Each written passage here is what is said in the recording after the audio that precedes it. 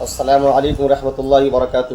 میں توقیر بدر آپ لوگوں کے سامنے کچھ دنوں پہلے ایک تحریر میں قربانی اور بھینس کے متعلق جو کیا موقف ہونا چاہیے علمی، اس پر بات آئی تھی۔ اسی میں وعدہ کیا تھا ہم نے، آج کئی ساتھیوں نے اس وعدہ کو وفا کرنے کے لیے کہا ہے۔ اصل میں ہو یہ رہا ہے کہ ابھی جو ویڈیوز میں یا اور بھی تحریروں کے اندر جو باتیں آ رہی ہیں کثرت سے، قرآن و حدیث میں جو جانور حلال قرار دیے گئے ہیں ان کی ہی قربانی دی جائے گی۔ اب دیکھیں، بظاہر یہ دعویٰ بہت وزنی معلوم ہوتا ہے، لیکن جب حقیقت میں آپ اس کا تجزیہ کریں گے جا کر کے تو پتہ یہ چلے گا کہ یہ تو بہت ہی لا علمی اور سطحی باتوں پر مبنی ہے۔ اس کی وجہ کیا میں بتا دیتا ہوں آپ کو۔ قرآن و حدیث کی جو بات آتی ہے کہ بھائی اس میں جو جانور حلال قرار دیے گئے ہیں انہی کی قربانی دیں گے، انہی کو حلال جانیں گے ہم، تو میں سب سے پہلے ایسے دعوے کرنے والوں سے یہ کہنا چاہوں گا بڑی ادب کے ساتھ کہ آپ سورہ انعام کے اندر قرآن کریم میں جہاں پہ آپ کہتے ہیں کہ فلاں فلاں جنسوں کو ثمانیت ازواج، نر و مادہ کے لحاظ سے 4 جانور 4 دنیا 8 کر دیجیے آپ، ان کا ذکر آیا ہے، وہاں پہ جس طرح سے حلت کا ذکر آیا ہے آپ ہمیں یہ بتائیے کیا اس کے اندر بھینس کا ذکر ہے؟ نہیں ہے۔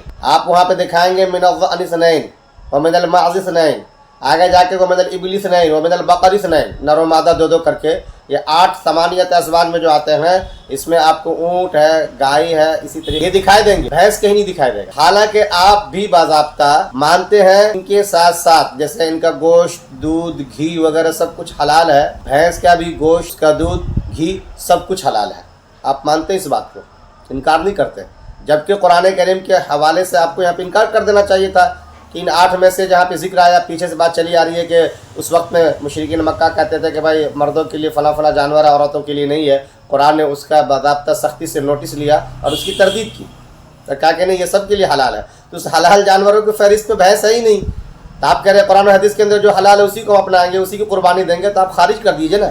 لیکن نہیں، آپ سبھی اس کو مانتے ہیں۔ کیوں؟ اس لیے کہ سورہ انعام کے اندر جو اور 145ویں آیت جو ہے وہ 145ویں آیت کے اندر آپ خود کہتے ہیں قُلْ لَا أَجِدْ فِي مَا أُوحِيَ إِلَيَّ مُحَرَّمًا عَلَىٰ طَاعِمٍ يَطْعَمُهُ إِلَّا أَن يَكُونَ مَيْتَةً أَوْ دَمًا مَّسْفُوحًا أَوْ لَحْمَ خِنزِيرٍ فَإِنَّهُ رِجْسٌ۔ وہاں پہ آپ یہ کہتے ہیں کہ نہیں نبی علیہ الصلوۃ والسلام نے کہہ دیا کہ بھائی جو کھانے والی چیزیں جس کو کھانے والے کھاتے ہیں اس میں فلاں فلاں مردار نہ ہو، بہتا خون نہ ہو، اسی طریقے سے خنزیر کا گوشت وغیرہ نہ ہو، تو باقی جو ہے سب کا سب حلال ہے، میں کسی کو حرام نہیں سمجھتا، اے نبی آپ یہ کہہ دیجیے۔ تو اسی میں کہتے ہیں کہ چلو بھینس بھی اسی میں شامل ہے، بھینس کو بھی حلال جانور میں رکھا گیا ہے۔ اب آئیے آپ سورہ مائدہ کے اندر، سورہ مائدہ میں پہلی آیت میں یا ایھا الذین آمنوا اوفوا بالعقود وحلت لکم بہیمۃ الانعام کہا گیا نا، وہاں پہ بہیمۃ الانعام چوپائے، 4 پائے بھینس کو بھی ہے۔ آپ سے پھر پوچھا جاتا ہے کہ بھائی بتا دیجئے اب بھی کیا حلال مانتے ہیں، تو آپ کہتے ہیں کہ ہاں وحلت لکم بہیمۃ الانعام جو کہا جا رہا ہے کہ ہم نے تمہارے لیے حلال قرار دی ان چوپائے کو، ان چوپائے کے اندر جو 8 کا ذکر جو آیا ہے اسی میں ہم بھینس کو بھی شامل مانتے ہیں۔ یہاں پہ بہیمۃ الانعام کے اندر پھر اس کو داخل کر رہے ہیں، اچھی بات ہے۔ اب ہم آپ سے کہتے ہیں کہ چلیے سورہ حج کے اندر، سورہ حج میں آپ آیت نمبر 28 اور آیت نمبر 44 دونوں میں جا کے دیکھیں آپ، وہاں پہ بھی بہیمۃ الانعام کا ذکر ملے گا۔ کیا ہے؟ لِيَشْهَدُوا مَنَافِعَ لَهُمْ وَيَذْكُرُوا اسْمَ اللَّهِ عَلَىٰ مَا رَزَقَهُم مِّن بَهِيمَةِ الْأَنْعَامِ، مقام مزدلفہ ہے، منا ہے، عرفات وغیرہ میں ان مقامات پہ حاضر ہو، اور پھر جو متعینہ دن ہے اس کے اندر اللہ تبارک و تعالیٰ کا نام لو ان چوپائے کے اوپر جو ہمیں نے تم کو عطا کیے جس کو حلال قرار دیا تمہارے۔ یہاں پہ بہیمۃ الانعام کا ذکر ہے جن کو آپ نے اسی لفظ کے ساتھ اپناتے ہوئے سورہ مائدہ کے اندر کہا کہ حلال جانور میں سے جتنی فہرست آ رہی ہے اس میں ہم نے بھینس کو شامل رکھا ہے۔ اب یہاں پہ بھی بھینس کو لیں گے کیونکہ قربانی کی بات چل رہی ہے یہاں پر، باضابطہ سورہ حج کے اندر جو ہے اللہ کا نام لو یعنی کہ ذبح کرتے وقت۔ پھر وَلِكُلِّ أُمَّةٍ جَعَلْنَا مَنْسَكًا لِيَذْكُرُوا اسْمَ اللَّهِ عَلَىٰ مَا رَزَقَهُم مِّن بَهِيمَةِ الْأَنْعَامِ کہا جا رہا ہے۔ وہاں پہ تو پیچھے 28 میں کے اندر آپ نے دیکھ لیا لِيَشْهَدُوا مَنَافِعَ لَهُمْ وَيَذْكُرُوا اسْمَ اللَّهِ فِي أَيَّامٍ مَّعْلُومَاتٍ عَلَىٰ مَا رَزَقَهُم مِّن بَهِيمَةِ الْأَنْعَامِ کے جو الفاظ آئے وہ دیکھ لیجیے، پھر اس کو دیکھ لیجیے۔ یہاں پہ بھی کہا جا رہا ہے کہ ہر امت کے لیے ہم نے قربانی طے کر دی ہے، لہٰذا جب تم جانوروں کو ذبح کرو تو اس پہ اللہ کا نام لو، فلاں فلاں چوپائے۔ اب یہاں پہ بھی آپ دیکھیں گے تو بہیمۃ الانعام کے الفاظ استعمال کیے جا رہے ہیں چوپائے کے لیے، اور اس میں آپ نے پہلے مان لیا کہ ہم نے بھینس کو بھی اس میں شامل رکھا ہے۔ تو بھائی میرے، جب آپ کہتے ہیں قرآن حدیث میں جس کو حلال قرار دیا گیا ہم اس کو مانیں گے، تو یا تو آپ جہاں پہ میں نے کہا ثمانیت ازواج کے اندر بھینس کا ذکر نہیں ہے، قرآن میں نہیں آیا، آپ انکار کر دو نا، جب قرآن میں نہیں تو حدیث میں بھی نہیں ہے، لیکن آپ کہتے ہو کہ نہیں ہے، قُلْ لَا أَجِدْ کے تحت میں کہ اس کے اندر ہے۔ वहिल्लत लकुम बहीमतुल अनआम के अंदर आप कहते हैं कि चौपाई का जिक्र आया, हम मानते हैं कहाँ इसमें भैंस शामिल है, तो यही बहीमतुल अनआम का जिक्र। तो आप जाकर के क्रोनोलॉजी समझिए मैं जो कहना चाह रहा हूँ कि जहाँ जहाँ पर आप एक्सेप्ट करते जा रहे हो उसी अल्फाज के लिहाज से, उसी नौइयत के लिहाज से, इस्तिदलाली अंदाज के लिहाज से, तो फिर सूरह हज के अंदर भी आयत नंबर 28 है, आयत नंबर 44 है, वहाँ पर भी बहीमतुल अनआम का जिक्र आ रहा है। फिर सूरह हज में जो कुर्बानी का जिक्र आया है वहाँ पर बहीमतुल अनआम में भैंस को क्यों नहीं शामिल करते आप?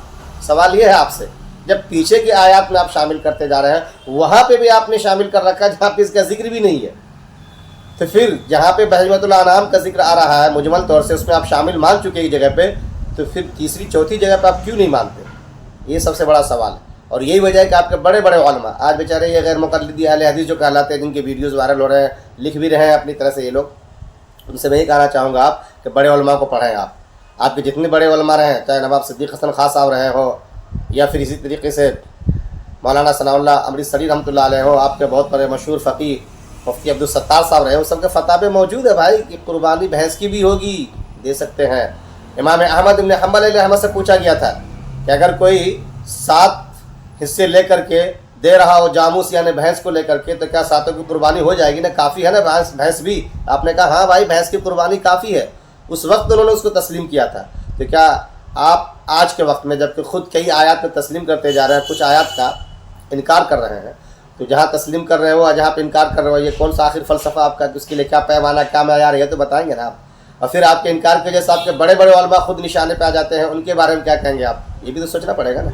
ये मैंने सिर्फ कुरान के हवाले से बात की है। हदीस के हवाले से ये पॉइंट मैं रखना चाहूँगा। आप कहते हैं कि हदीस में जिक्र आया जिसका हम उसी की कुर्बानी देंगे, तो फिर तो आपको कायदे से बत्तख, मुर्गी, अंडे तक की कुर्बानी देनी चाहिए भाई साहब। क्यों?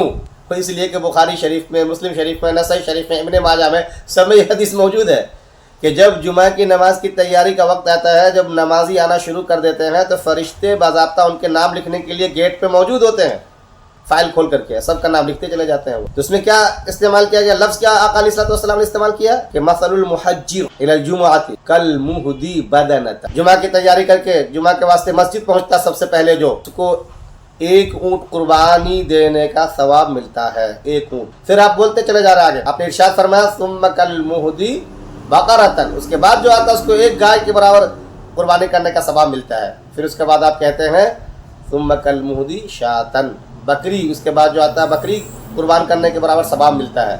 उसके बाद फिर आप आगे फरमाते हैं सुम्मा कल मुहदी बत्तन, फिर एक बत्तख के बराबर कुर्बानी करने का सवाब मिलता है। कल मुहदी बत्तन याद रखिएगा, कुर्बानी करने का लफ्ज़ इस्तेमाल हो रहा है यहाँ पर, अहदा युदी। इसी के साथ साथ फिर आप फरमाते हैं सुम्मा कल मुहदी दजाजतन, आखिर में फरमाते हैं सुम्मा कल मुहदी बैगतन।